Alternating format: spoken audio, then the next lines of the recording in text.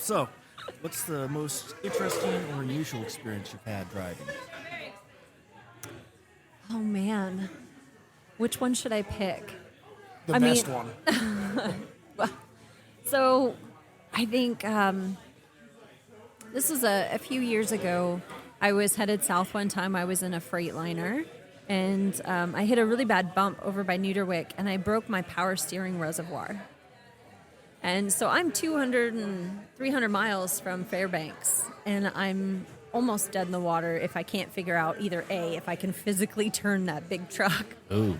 or find a way to fix this thing. So I managed to get it to Coldfoot, and I had a friend was headed north, had stopped there. Randy Eith was his name, and he actually was able to help me make one out of a oil jug, an old oil jug that he had in his truck. So we retrofitted and zip tied this oil jug to the frame of this truck, filled it with fluid, hooked it up, and I was able to limp that truck home with an oil jug full of power steering fluid.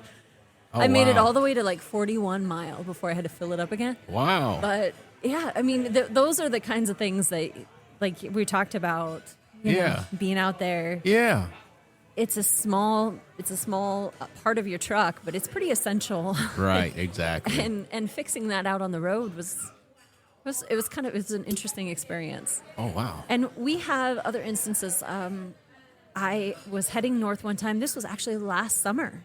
We had that really bad fire Yes. up there at 31, 32 mile. Yeah. 39 Yes. mile. Exactly. Yeah. So I had made it through that fire, and they had closed it down right after me. And I was Right. like, oh, I Yeah. made it through, you know? Yeah. Yeah. You know. I remember sitting at the Turtle Club, and we saw the smoke, and we were like, "Holy smokes! That fire is huge. It's got to be huge." It was pretty big, yeah. Ooh, that had to be pretty nerve-wracking trying to drive through that. It was probably smoky and everything. It was a short, I mean, as a driver on that road, it was a short stretch of the road. Got you. Okay. But it did get so close to the road that they did have to shut it down. Yeah. And I had made it up to Coldfoot, and we knew that it was going to be closed for a little while. So I actually had that one trip, I had a barbecue in the back of my truck in a little box. And so I pulled this barbecue out, and we got a propane bottle, and I was grilling, and we had drivers because nobody could get through anyway. So we're stopped at a pull-out up there, and we were cooking barbecues and burgers and hot dogs and barbecuing all sorts of, it was awesome. Right, we just right. got to communicate and get to know each other, and it was just a family gathering of drivers, you know? Nice. And I continued my trip north. I went all the way to Prudhoe, got offloaded, and headed back south the next day, and I get a notification in Coldfoot. They've closed down the road again. There's a flood at 54 mile. Oh. So that construction out there, that it had overflowed and it had washed the road out. And so I met the last truck around Coldfoot there. Mm-hmm. And I knew at that point in time, I was like, okay, well, I can stay here in service, or I can get close to it, and, maybe I'll eventually just be right there when they open it back up. And Right. so I was heading south, and I came down the bottom of Koyukuk, and it was really rough summertime road. Right. Like really rough. And I blew a steer shock. Now, nobody's going to be coming north. Probably nobody's going to be coming south, because they're just going to be like, oh, why keep going? you know? Right. So I was out there by myself. I had to change a shock on my truck and get myself going again. And I think when I finally made it down to where the flood had occurred, Right. I got in line, and it was perfect timing. So They opened up the road, and we all went through. But it's just, these things happen. Okay, so we're gonna do like a little addition to Jeff's question here, because I'm looking. So you're talking about all these experiences that you had as far as maintenance wise, and in Alaska they tell you as a regular driver in the wintertime, these are the things that you need to have with you. So after all of your experiences, what does your emergency kit look like now? Why you're laughing? I will tell you, I am the master of Tetris. Yes. And underneath my bunk in the back of my truck is Yes. everything from spare parts, shocks, airbags. I have an entire Airbags? Oh yeah. Ooh. I've changed 2 airbags out there on my drivers. That was a lot of fun. Not airbags like steering wheel airbags. We're talking about suspension airbags. Suspension airbags. Yeah. Yes. Ooh. The Fendersons, is that what they're called? The bags? I don't remember which brand we have. Ooh, but- yeah. Yeah, but yeah, so you overinflate it I've had to replace a couple of those, and I'm gonna say this again. If somebody else has an airbag that has blown and they don't have the part, I do. So these are Ooh. other reasons that I keep things on board, not just because I might need it, but because somebody else will. Exactly. And so I have underneath my bunk, this whole entire compartment is full of, everything from an impact tool to chain binders Yeah. or like how to fix chains on these trucks and these triple rails, these really big chains. Those are necessities at times. Nice. Spare chains, like everything underneath there, from And so- duct tape to And, wrenches. and so you're by yourself, so you've got to get out and you got to do what you need to do in order to get back on the road. It's like you have to do that. Yes. Oh, wow. Generally, I'm by myself. But, really, it's a community of drivers. We're never really out there alone. That's some good stuff right there, man. But in general, yes, if I'm by myself and something happens, I have to fix it on my own. So whether it's a connection for maybe I've got a slight leak, a coolant leak, and it's just dropping my levels, I want to fix it right there. I'll, replace a hose. I have that under my bunk as well. Got you. All these different things, and extra coolant, Right. spare liquids, yeah. Okay, so before you ask your question, Brandon, okay, so I do have another question for you. So now you're talking about all these parts and whatnot. Before you leave, because I've worked for the military for 38 years, and so every Monday is called PMCS Day, Preventive Checks and Maintenance Services. All right, so that's when you go line by line and you make all these checks. So before you guys leave the lot, like, do you guys have like a PMCS day, or is there like a mechanic there and in Prudhoe Bay, and before you get back on the road, or before you get on the road, is somebody like, okay, we gave you the once over and what we found, you could make it, get on the road and go? Okay. So that is only up to the driver. Really? That's my job. And I do not get paid if I don't make it up there and back. It is in my best interest to go do what we call a pre-trip. Right. And we'll do a post-trip as well. So before we ever leave the yard and we go home after a trip or two, we do one more and see if there is anything. I'm seeing something funky here. The shock looks like it's got a little bit of oil. It's leaking a little bit. Let's look at that. I'll write that up. Operator maintenance. Correct. Yeah. So Okay. and that's me as a company driver. Gotcha. An owner operator is going to be different. Right. And leaser, they're going to be all different. But Right. for me, that's how I do it. And it's up to you or me as a driver to make sure that before we ever leave the yard and cell phone service and easy, convenient shops, we are capable of getting there and back. Got you. And I don't share a truck. The truck that I drive is the same truck I drive every trip. Oh, okay. So I don't have to worry about somebody coming in and taking my stuff and not telling me about it, and I find out, oh, they took my zip ties, My shock. yeah, or my shock. or my airbag. Because I know if I met somebody on 41 Mile and they needed that shock, I know when I get back to town, I'll go get another one. Right. Right.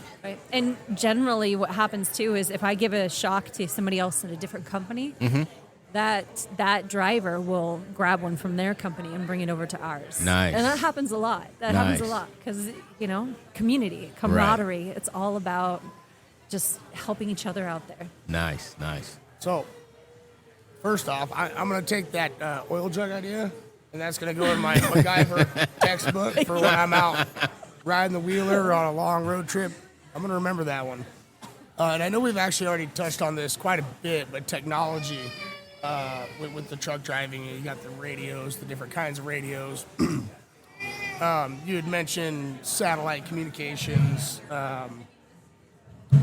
So from the time you started driving trucks till now, how much has it improved or how much has been added? And then sub-question, do you carry your own personal satellite inReach or spot device? Yeah. Oh, so for sure, I have my own personal. Okay. And my company knows what it is, and they can contact me. Hey, I need you to turn around here, go back and get this driver, pick him up, and drive him south. Sure. You know, I can do that. So you have communication for the most part pretty much the entire time. Correct. But has that technology kind of really just progressed and become a lot better how long have you been driving trucks? I'm pretty limited on what I know of as far as the changing technology because I've been on the Dalton for about 3 years. How long? 3 years. 3 years, okay. All right. But I will say that, looking at the history, and I mean, this is I'm very passionate about the history of what I do. Mm-hmm. The highway itself has changed dramatically. I mean, you mentioned a TV show earlier. Those guys they've really, they've been able to capitalize on that stigma of danger and intrigue but the highway has changed so much. Yes, there is a cross for every single mile of that highway, but it doesn't happen as much anymore. The roads are wider. They've taken out a lot of these really steep grades.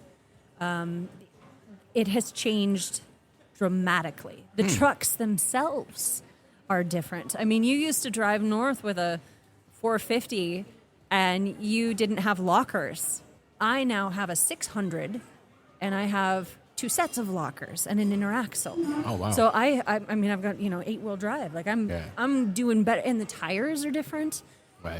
So then truck technology as well has greatly improved. Correct. Sounds like. Yes, truck technology has changed substantially. Oh wow. So It's a lot safer to drive, easier to drive. Correct. Yeah, and technology up here in Alaska is going to be a lot different than somewhere else as well.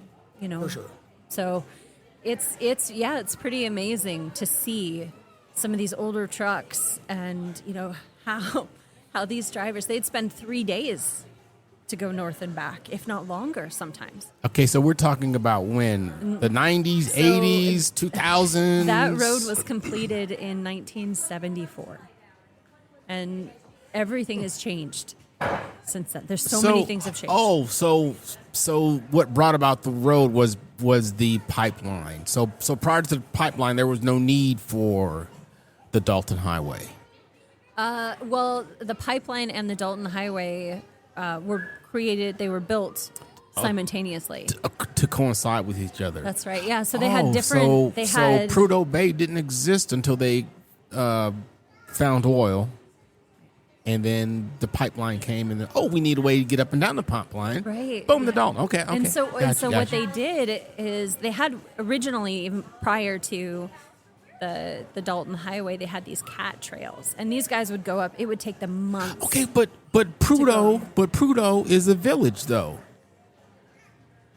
So because isn't there a Prudhoe village where there's natives that live up there? They didn't. Dead Horse. Oh, and okay. No, I Prudhoe Bay is the bay. Yeah. So that's kind of the area.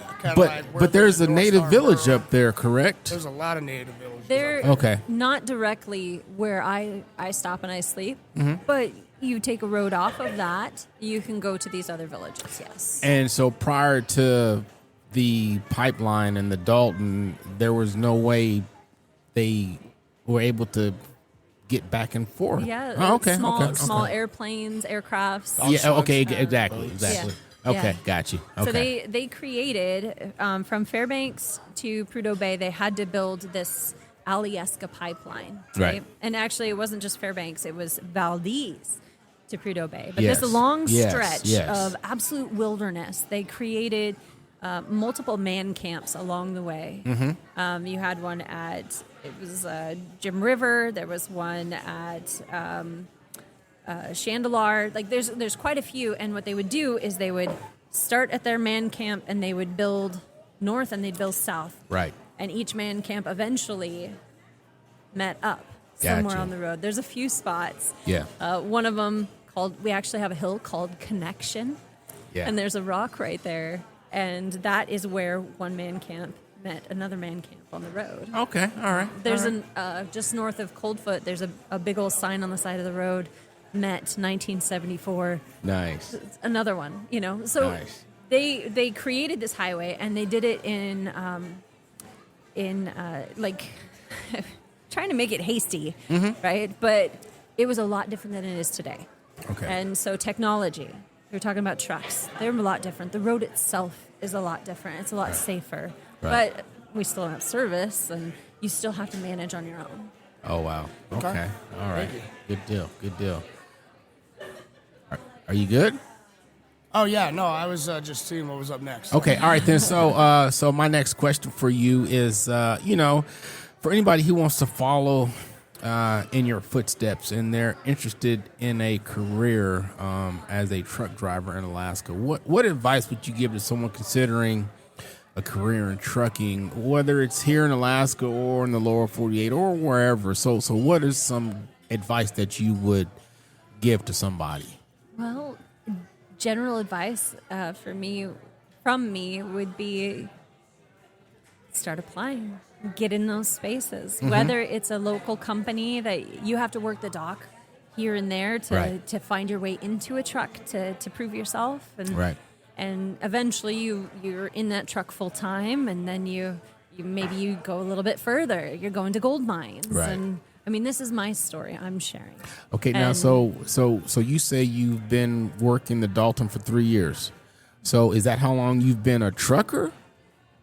I got my license in 2010. Oh, But okay. I did take, like I mentioned before, I took quite a few years off to be a full-time mom. Yeah, That was exactly. more important to me than financial gain. So Gotcha, I wanted to make gotcha. sure that I gave my kids my best. Right.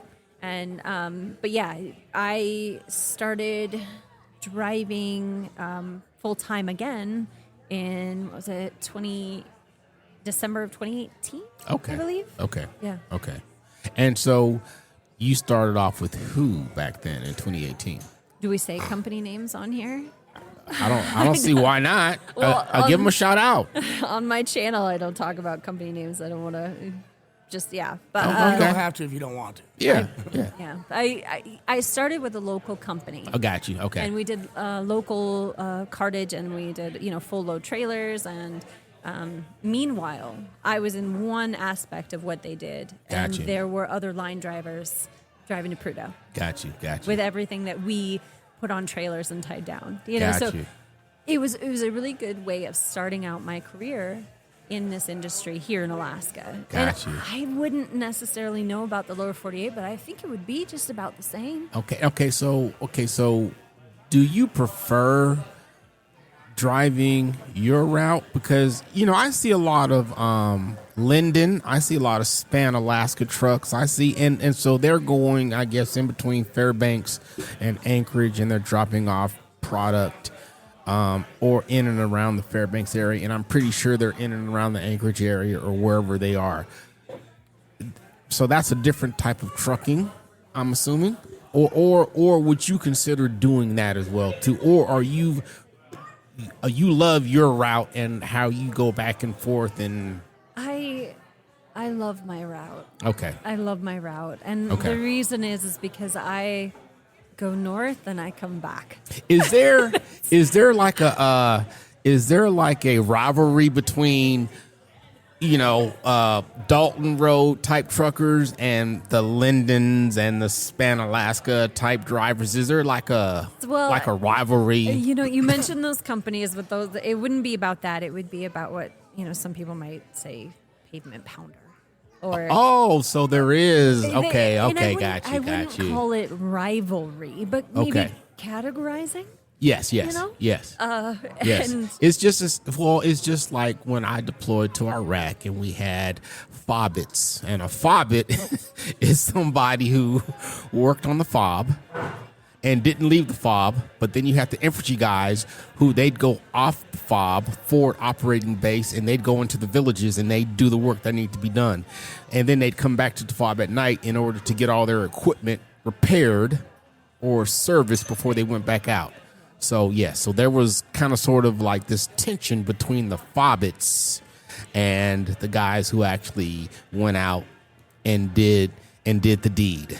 So, so that's what my question was. I would say, though, that, and okay, here's a slight story to kind of help me express what I'm trying to say. I took and did a competition a few years ago. Yes, I remember the competition. I remember that. Yeah, Yes. and I went down there and I was like, oh, I've got this. I'm totally capable. And I hopped into a completely different truck. Yes. And this thing was an automatic. I drive an 18-speed manual. Yeah. That's what I know. That's what I love. Yeah, yeah. And I got into this automatic, and I'm embarrassed to tell you, I don't know how to get it to move how I wanted it to, and I felt Right. I didn't do well at that competition. Right. I stumbled, you know. Yeah. Yeah. And But so when it comes down to it, when if I were to say a category might be a pavement pounder or a haul road driver, Right. Okay, Right. it's each one of those has their own independent challenges. Exactly. So there's those hills Exactly. just south of Fairbanks. Those Yeah. I mean, how many times do people have to chain for that? Yeah, exactly. There's Yeah. passing lanes there for a reason. These big trucks are hauling doubles Right. back through that. Right. Me personally, I like that road Right. because I will take an icy hill, Galbraith, Adigan Pass. I can throw chains for that, and I'm up and over it. Right, Or maybe right. I have to sit for a little bit, and I don't have to worry about anything. I'm out in the wilderness. I'm loving it. Right. But you send me to Anchorage? Yeah. Some of the highway traffic down there. Gotcha. That gives me anxiety. But those guys, they think the Gotcha. opposite. They Yeah. think of, what I'm thinking of is anxiety. Exactly. So everyone's a little bit different. For me, that's the fit. Exactly. So, so basically, if you're thinking about doing this for a career, you have to think of which aspect of the trucking industry or the driving that you want to be involved in. Long term. Yeah. For sure. Gotcha, And you gotcha. think about, if that's really what you want, you may have seen a TV show and put it on a bucket list. But, and I'll just say this, as far as I understand it, TV shows are created in like 5 weeks and they can't get a lot of the excitement, let's say. Yeah. Has to be It's scripted. It has to be created. Yeah, it's scripted. Because at that one truck show where I was a judge, and we all met and took pictures with the former ice road trucker. Well, can we mention her name? I don't know. I don't know. It's our podcast. So the young lady who was on the Ice Road Truckers, and she was there at the Pioneer Park, and she was signing autographs. So she did that show for a while. And she told us, and so the name escapes me right now, but she was telling us how they were coached into different There's a lot of it. situations. I think that's that why- weren't really safe. That's why for ratings. That's why I do my YouTube and Instagram whatever, Facebook. There's so many social platforms. But that's why I do that, because I can expect someone in 5 weeks to record a whole entire series. Yeah. But for me, I don't have to. Right. Because I find that I blew a shock at the bottom of Koyukuk, like that trip I was headed south. Right. I'm already there. Right. And right. I'm doing my job, and it just so happened that it was something that somebody might want to see. Right. So I right. can just record Yeah. while I'm changing it. The airbag I had to change, this was, I think, a couple months ago, over at Arctic Circle. Oh, okay. It was Okay. a 20-minute quick repair, Yeah, know, yeah. but I was able to throw on a camera and just record it while I, changed out everything. And it was I didn't have to create that. Right. 'Cause Exactly. It just happened. Exactly. So- Good deal. Okay, so maintaining a work-life balance and after extended time away from home. Type of thing. Yeah. So maintaining a work-life balance. Why don't you get back to me on that in a couple years, and I'll let you know how that works. It's not easy. So for me, I do 2 trips a week. So that's 1 day up, 1 day back each trip. So that's 4 days away from home. That gives me 3 days with my kids. I'm a homeschooling mom. So I spend those 3 days and some of the 10 hours that I have off in between trips organizing and scheduling for, classes and everything that my kids might need, and getting them rides. I mean, taxiing is a big one too. Do your kids do any like youth sports? Yeah, well, in summertime, my son's going to do football. My daughter was in swimming, but she's going to get caught up on her class before I allow her to keep going. For sure. I'm strict. You said taxiing, and my son does cop hockey, and it's like 6 days a week. Yeah. So Yeah, so I understand. Yeah, so I have to figure all that stuff out and drive a truck, and I'm doing the content creation and, plus my domestic duties, dishes take me 20, 30 minutes sometimes. Like that's a lot of time out of my day in some cases. So So you're yeah. never bored? No. No. No. It's pretty busy schedule. So when you ask me what the work-life balance is, I don't have the answer. I am so busy. I am go, go, go. Even when I'm not on the road and driving mile by mile. Like I'm Okay, Yeah. so I have to add to that question. So how old are your kids now? So my daughter is turning 16 this month. Okay. Okay, so she's probably at that age to where she's like, okay, Mom, I'll see you when you get back. Yeah. Okay. Yeah. And she doesn't want to come with me. She wants to get her license, but she doesn't want to be driving. Oh, wow. Look yeah. here, man, I tell you what, if she was to go with you one time, but right now she's at the point in her life where that's not cool. Right. But probably years down the road, in retrospect, she's going to be like, Mom, you know what? I wish I could have went with you a couple of times to see what you do. Yeah. But that's how life is with kids, man. A lot of lessons are learned in retrospect. Unfortunately. Okay, now, so how many kids do you have? I have 3. 3, okay. So my your daughter's oldest is 16. 16, Okay. and then my 2 boys Okay. are turning 13 Okay. in May, and then my son, youngest, just turned 5. Oh, okay. So the 5-year-old, it's probably a lot harder for him to see you go. I think at this point he's, I wouldn't say used to it, Mm-hmm. but with what I have going on with their father as far as custody, Okay. it's a lot easier. 'Cause Okay, I now, only so how work- long are you gone at a time, though? You're not gone for weeks at a time. Generally, no. Okay. I'll do 2 trips a week, Oh, and okay. a single trip takes me 2 days. Now, that being Okay. said, just a few months ago, I headed north, tried to get 2 trips in, and I got stopped. As soon as I arrived in Coldfoot, I got a phone call saying, hey, stay in Coldfoot. They're closing the pass down. The weather is so bad. I ended up staying in Coldfoot for 48 hours. I got an entire reset in before they finally opened it up, and I had to head north up through that. It took me 4 days to do one trip. Every trip's going to be a little different. Okay, but you're not penalized. But you're not penalized for that, are you? No. Oh, okay. No, that was absolute. That was the weather. There was no getting through that. Gotcha. There were, I think, that trip, that day alone, and I'll have a video coming out on that trip. I did a video and Okay. see one of my trip logs for that. But there were 10 avalanches. 6 of them were. Oh, so you had to wait for them to clear the avalanches. Yeah. So the second day I was there, I had stopped the first day. The second day I was there, they had attempted to clear it. Yeah. And they got halfway up that south side, and had to turn back around because they couldn't see anything. Okay, so It was every bad. so often, so whenever I'm out there exploring Alaska on these roads, every so often I see the sites, and so that's where the crews that are on duty, that's where they hang out until they're needed to clear paths and stuff. Do you guys ever, because so let me back up. Growing up, one of my best friends, he got a job. He still works sanitation, Monterey, California.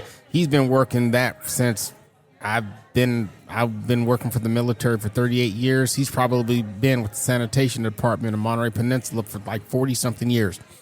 But I remember before I joined the Army, one of his routes was through Pebble Beach, California, Carmel, Pebble Beach, all the golfing and all that stuff. Okay. And so what the residents of Pebble Beach and Carmel used to do on Thanksgiving or Christmas is on that day, right next to the trash or whatever, the mailbox, they would set beer for all the sanitation guys. So I remember this one Christmas, he came home, he had a trunk full of adult beverages, right? Now so like on your way up and down, do you guys like, is there like that, hey, thank you guys for doing what you do, boom.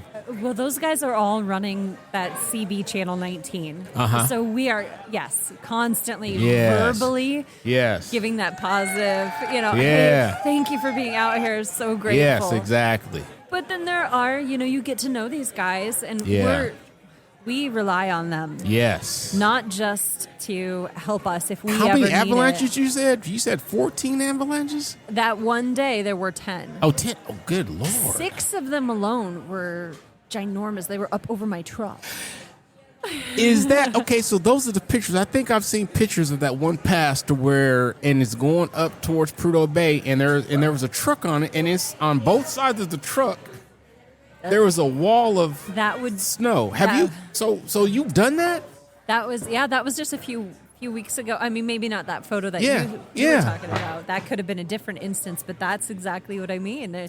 These avalanches come down off the mountain, and they're What? shoot, oh yeah, buries the road, and we're stopped. There's no getting through that. Ooh-wee. So that's real. That's not Photoshop.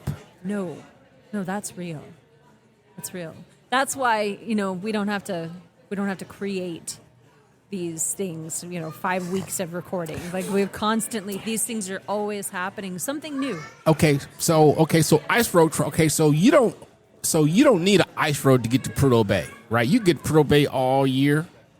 That's correct. Now will say. Okay, so where are the ice road truckers operating out of then? I will say there's a couple different. The ice road. There's a couple reasons for it. One, because they do from Prudhoe off into some areas of the tundra, they will throw water and then create a road. Yes. But the other thing, at least in what I know of, is that they throw water on the road in the wintertime because that makes it so much better.